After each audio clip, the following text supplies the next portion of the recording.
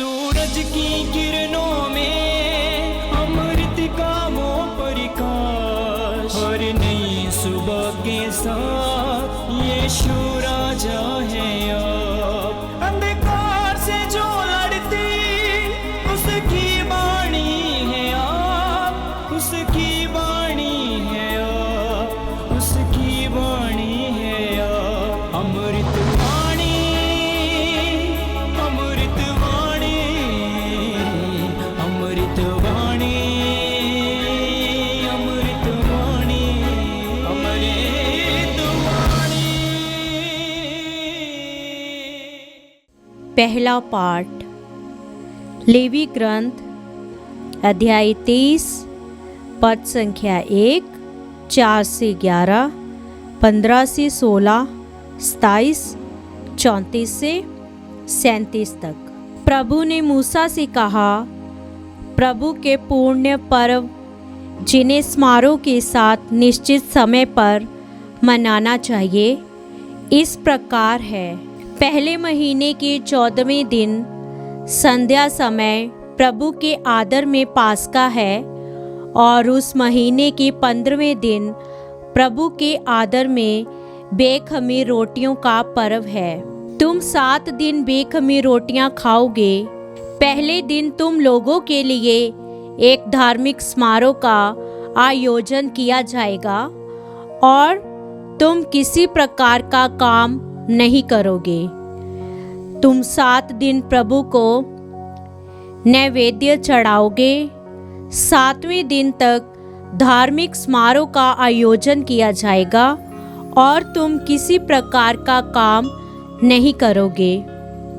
प्रभु ने मूसा से कहा, इस्राएलियों से यह कहो, जब तुम उस देश में पहुंच जाओगे जिसे मैं तुम्हें देने जा रहा हूं, और तुम वहां फसल काटोगे, तो तुम अपनी फसल का पहला पूला पुरोहित के पास ले आओगे। वह विश्राम दिवस के दूसरे दिन उसे प्रभु के सामने प्रस्तुत करेगा, जिससे तुम्हें ईश्वर की कृपा दृष्टि प्राप्त हो जाए। विश्राम दिवस के दूसरे दिन जब तुम चढ़ावे का पूला लाते हो, उस दिन से तुम पूरे 7 सप्ताह गिनोगे। 7वें सप्ताह के दूसरे दिन अर्थात 50वें दिन तुम प्रभु को नए अनाज का नैवेद्य चढ़ाओगे। 7वें महीने का 10वां दिन प्रायश्चित दिवस है। उस दिन तुम लोगों के लिए धार्मिक समारोह का आयोजन किया जाएगा। तुम उपवास करोगे और प्रभु को नैवेद्य चढ़ाओगे। उसी 7वें महीने के 15वें दिन प्रभु के आदर में शिविर पर्व प्रारंभ होगा। वह 7 दिन तक मनाया जाएगा। उसके प्रथम दिन धार्मिक समारोह का आयोजन किया जाएगा, और तुम किसी प्रकार का काम नहीं करोगे।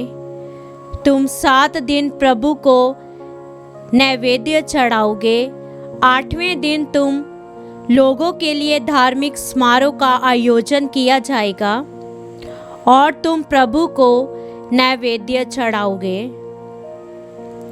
उस दिन समापन समारोह होगा, और तुम किसी प्रकार का काम नहीं करोगे।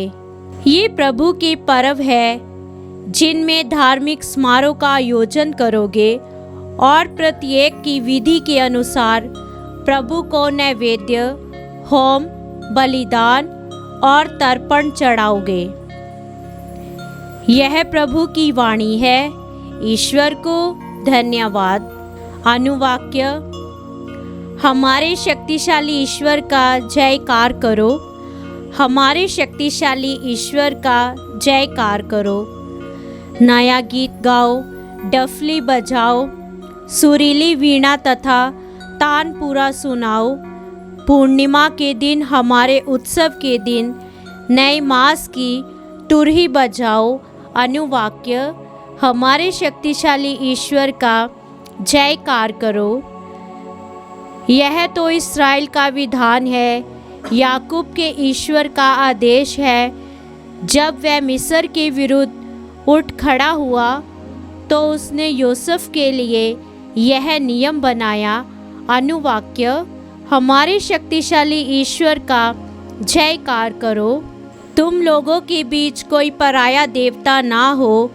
तुम किसी पराये देवता की आराधना मत करो। मैं ही तुम्हारा प्रभु ईश्वर हूँ। मैं ही तुम्हें मिस्र से निकाल लाया। अनुवाक्य: हमारे शक्तिशाली ईश्वर का जयकार करो। जय घोष। हालेलुया। प्रभु का वचन सदा ही बना रहता है। उस वचन का सुसमाचार आप लोगों को मिल गया है। हालेलुया। संत मत्ती के अनुसार पवित्र सुसमाचार अध्याय 13 पद संख्या 54 से 58। यीशु अपने नगर आए और लोगों को उनके सभागृह में शिक्षा देने लगे। वे अचंभे में पड़कर कहने लगे, इसे ये ज्ञान और ये सामर्थ कहाँ से मिला? क्या ये बढ़ई का बेटा नहीं है? क्या मरियम इसकी माँ नहीं? क्या याकूब, यूसुफ, शिमोन और जूदस इसके भाई नहीं? क्या इसकी सब बहनें हमारे ही बीच नहीं रहती? तो ये सब इसे कहाँ से मिला? और वे यीशु में विश्वास नहीं कर सके।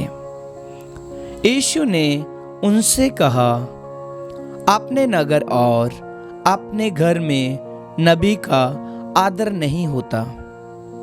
लोगों के अविश्वास के कारण उन्होंने वहाँ बहुत कम चमत्कार दिखाए। प्रभु का सुसमाचार। क्रिस्त की जय।